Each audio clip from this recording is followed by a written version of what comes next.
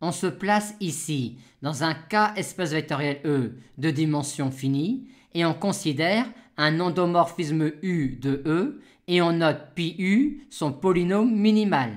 On nous demande alors de montrer que quand lambda est un scalaire de K, il est équivalent de dire que E peut se décomposer ainsi et dire que lambda n'est pas racine multiple du polynôme minimal de U.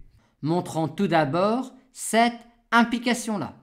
K1, si lambda n'est pas racine du tout du polynôme minimal de U, alors lambda est a fortiori non valeur propre de U. Par conséquent, U moins lambda identité est un automorphisme de E, auquel cas le noyau de U moins lambda identité se réduit au vecteur nul et on a alors E qui est égal à cela.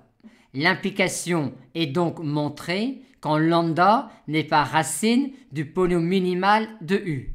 Considérons maintenant la situation où lambda est racine simple du polynôme minimal de U. Vu que lambda n'est pas racine de S, x moins lambda et S de x sont premiers entre eux, ce qui nous donne, étant donné que le polynôme minimal de U est un polynôme annulateur de U, cette décomposition-là de E en vertu du lemme de décomposition des noyaux.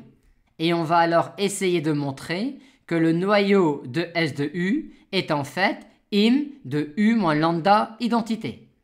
Ce que l'on peut dire tout de suite en vertu du théorème Durand, c'est que la dimension du noyau de S de U est égale à la dimension de im de U moins lambda identité.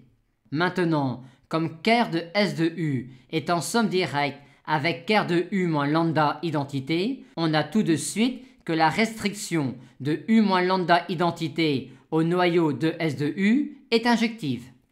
Or, S de U commutant avec U et donc également avec U moins lambda identité, on a que ker de S de U est stable par U moins lambda identité. Par conséquent, vu ce que l'on avait dit précédemment, on peut désormais dire que l'endomorphisme de ker de S de U induit par U moins lambda identité réalise un automorphisme de ker de S de U. Par conséquent, tout vecteur de ker de S de U peut s'écrire comme l'image par U moins lambda identité d'un vecteur de ker de S de U, ce qui implique en particulier que ker de S de U est inclus dans im de U moins lambda identité. D'où on tire qu'en fait, ker de S de U est im de U moins lambda identité, étant donné que l'on avait déjà dit que ce sous-espace vectoriel-là et celui-là avaient même dimension. Montrons maintenant l'implication réciproque.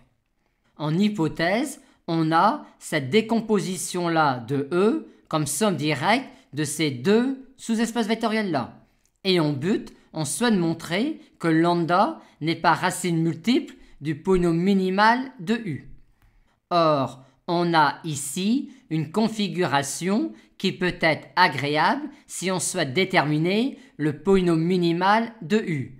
En effet, étant donné que ces deux sous-espaces vectoriels-là sont stables par U, si on écrit la matrice de U dans une base de E adaptée à cette décomposition-là, on aura une matrice qui sera diagonale par bloc, avec ici le bloc lambda IR, où R est la dimension de ce noyau-là, et ici une matrice carrée de format SS. Or, c'est un exercice classique que de montrer que quand A est une matrice diagonale par bloc, alors le polynôme minimal de A est le plus petit commun multiple des polynômes minimaux des blocs diagonaux de la matrice A.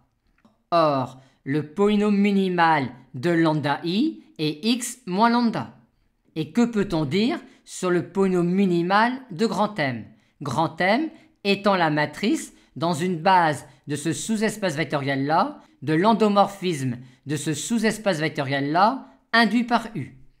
Exactement pour les mêmes raisons que pour le noyau de S de U tout à l'heure, on a que ce sous-espace vectoriel-là est stable par U moins lambda identité et que l'endomorphisme de ce sous-espace vectoriel-là induit par U moins lambda identité est un automorphisme de ce sous-espace vectoriel-là.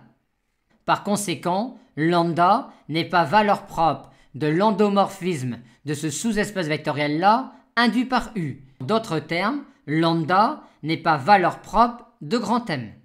Or, les racines du polynôme minimal d'une matrice carrée à coefficient dans K sont exactement les valeurs propres dans K de la matrice.